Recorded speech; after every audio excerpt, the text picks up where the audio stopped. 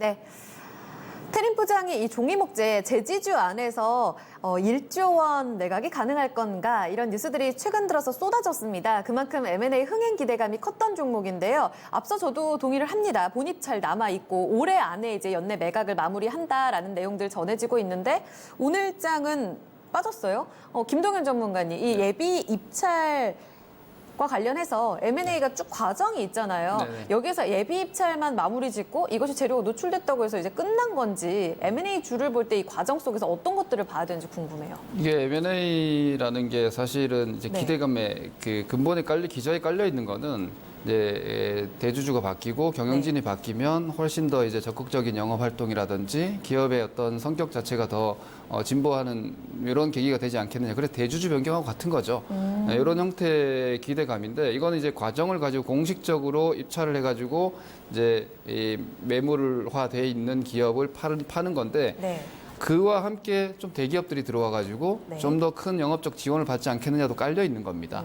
그런데 지금 그래서 이제 보통 보면은 대부분의 M&A 물건으로 나와 있는 기업들은 항상 뭐 대기업들이 아시아나도 마찬가지고요. 네. 그러니까 뭐 실제로 진행되기 전이 시끄러운 겁니다. 그러니까 소문난 잔치인 거죠. 실제로 봤을 때 기업의 대주주가 바뀐다고 해서 지금 태림포장 같은 경우에는 대주주가 지분 매각 의지가 있다라는 기사화가 된 게 4,000원이거든요. 네. 그리고 지금 9,000원까지 이미 2배 이상 올라갔잖아요. 네, 네. 대주주 바뀐다고 해서 기업 가치가 갑자기 2배가 뛰지는 않죠. 그냥 시장에서 말 그대로 소문에 산 거죠. 그 기대감, 혹은 그런 모멘텀, 그리고 일정이라는 게 잡혀 있기 때문에 네. 세력 입장에서는 이 주식을 가지고 놀기가 좋아요.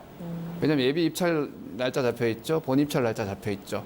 그렇게 되면은 그때까지는 주가가 떨어지더라도 개인 투자들이 팔지 않고 버틸 거란 말이에요.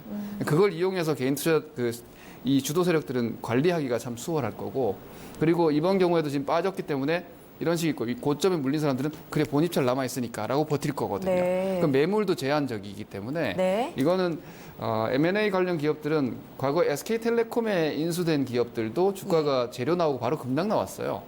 그러니까 이래서 대기업에 들어간다고 해서 주가가 반드시 올라가는 것도 아니고, 그래서 저는 앞서 우리가 이야기했던 정기 편출입하고 비슷한 것 같아요. 특정한 시점에 잡혀있는 이벤트 재료일 뿐인 거죠. 그 재료가 하나의 주가의 모멘텀으로 작용해서 움직일 수 있는데, 사전에 보시고 주가가 그걸 어느 정도 반영을 했다면 설령 매매를 하시더라도 항상 4주 경계를 하시는 거죠. 조심하고, 네. 오늘 같은 경우는 보유자라면 되게 긴장을 해야 되는 거예요. 네. 예비 입찰 하는 날이니까. 실제로 보시면은 오늘 예비 입찰인데 어제 그제부터 주가가 슬슬 밀려 내려오지 않습니까? 이게 재료 노출이라고 시장은 이미 인식하고 있는 거죠. 이렇게 되면은 대북주 예를 들어서 제가 이렇게 말씀드릴게요. 첫 번째 1차 북미 회담 했을 때 네. 놀랍게 올라갔어요. 네. 다들 진짜 깜짝 놀랐으니까. 근데 두 번째 시들해지는 거예요. 예비 입찰 이미 바람 빠졌어요. 본 입찰 별로 흥행을 안 할 거예요. 그리고 내용 자체가 여러분들이 알지도 못하는 뭐 이렇게 그 재무적 투자자들이 인수한다고 해서 이 기업에 대한 눈높이가 달라지진 않을 거거든요. 이건 태림 포장만을 얘기를 하는 것이 아니라 네. 어지간한 종목들, 미국 같은 경우는 이제 M&A 나오면 당일날 50% 급등을 해요. 그리고 또 다시 정상적으로 그 밸류를 찾아가거든요. 마찬가지로 저는 보고 있습니다. 단기 이런 이벤트에 영향력을 받는 것으로부터 조금 조심할 필요가 있다라는 또 말씀을 남겨주셨네요. 최수정 전문가님, 이 M&A 관련주들 포인트, 우리가 이렇게 투자를 할 때 어떤 포인트를 봐야 되는지 궁금하거든요. 기대감이에요. 그거 뭐 딱 그겁니다. 기대감인데요. 그 기대감이 뭐냐면 흥행의 돌풍이냐, 아니면 인기도 없냐. 얘도 어제였을 거예요. 어제 이제 국세청에서의 세금을 납부 제대로 안 하는 사람들 공매 처리하는 날이었는데, 거기서 벤틀리 2012년식이 굉장히 핫했다고 하더라고요. 벤틀리가 차 아닌가요? 네, 차 벤틀리. 맞죠? 원래 이제 그 벤틀리 차량이 네. 신차값으로 한 2억 7천만 원에서 3억 값게 하는데, 어제 공매에 나온 이제 시작가는 5천만 원이었는데, 낙찰가가 7,779만 원. 네. 기억하기 쉬워가지고 기억하고 있는 거예요. 전문 딜러가 가져갔다고 해요. 네. 지금 중고 시세만 해도 뭐 1억 정도 받을 수 있거나 9천만 원 하니까 뭐 그 중고 딜러분은 그거 팔면은 수익 나겠죠. 네. 근데 그 얘기를 왜 하냐고요, 갑자기? 바로 그거예요. 그런 물건이 나왔잖아요. 인기가 있으니까 사람들이 관심 갖고 5천만 원에서 시작해서 올라갔잖아요. 인기가 없어 봐요. 시작한 가격도 또 떨어져, 감정가보다 또 떨어지거든요. 낙찰된 그러니까 낙찰이 안 나오고 유찰돼 버리고. 네. 그러면 지금 태림포장이라는 회사에 대해서 정확히 좀 얘기를 하면 이 회사는 이걸 여러분들 알고 계셨으면 좋겠어요.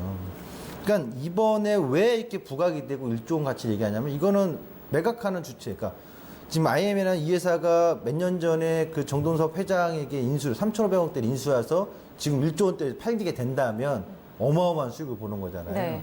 근데 이 골판지 시장이 최근에 수익성이 그렇게 나오거나 부각된 이유는 엄연히 얘기하면 뭐 엄청난 구조조정을 통해서 이런 것도 있겠지만 실은 원가 절감이 된 거예요. 그것은 어떻게 보면 골판지 업계 전체에서 자구적인 노력에 의해서 된 게 아니라 네. 우연치 않게라는 표현이 맞을 수 있어요. 왜냐하면 네.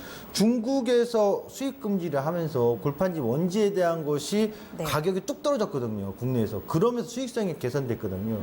그래서 관련주들이 정확히 하면 골판지 원지 관련주가 아세아 제지, 신대양 제지예요.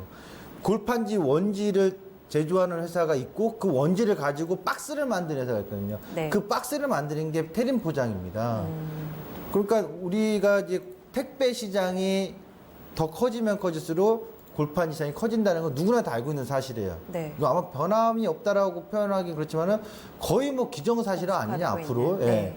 그러니까 당연히 골판지의 생산이라는 소비량은 증가할 수밖에 없으니까 주목이 되는 거라서 이런 부분에 대한 기대감이 나오는 건데 제가 이 회사를 비롯한 다른 회사도 마찬가지로 특히 이 회사를 얘기했을 때 1조 원이라는 추정이 나오는 것은 어쨌든 매각하는 주체에서는 계속 이거를 부각시키고 있는 게 아닌가. 이유는 이 회사의 그 원지 시장의 그 테림 페이퍼가 1위예요. 국내 24% 점유율이고 네. 국내에서 아까 제가 신대양제지, 아세안제지, 삼보판지 수출 보장 이 테림 페이퍼가 시장 점유율이 뭐 거의 확고하니까요. 또 바뀔 일 없고 그리고 이 테림 포장 같은 경우가 시장 점유율 2위인데 이 골판지 업계의 어떤 기술력이 높은 건 아닌데 진입 장벽이 좀 높아요. 허가 부분이 있어서. 그래서 진입이 좀 제한적이기 때문에 이 회사를 인수하는 업체가 분명히 독보적으로 좀 군림할 수 있는 어떤 이 업계에서 이런 프리미엄이 있기 때문에 1조 원의 가치까지 부여한 거 아니에요. 1조 원도 실적으로 최근에 이 회사의 테림 페이퍼나 테림 포장의 매출 기준으로 1조거든요. 네. 그러니까 이런 부분을 본다면은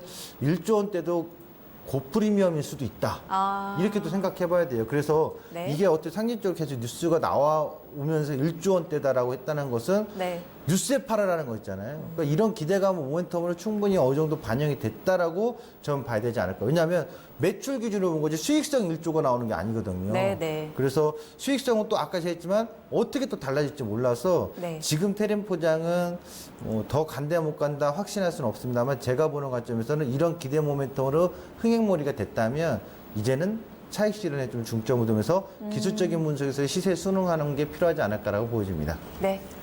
그만큼 변동성이 큰 종목들이 또 M&A 관련주잖아요. 매물에 나와 있고 새 주인을 만나고 이런 해피 시나리오는 저희도 기대를 합니다. 다만 여기에 투자하고 계신 분들은 누구보다 좀 주의 깊게 봐야 될 시점이라는 점 포인트까지 같이 전해드렸습니다.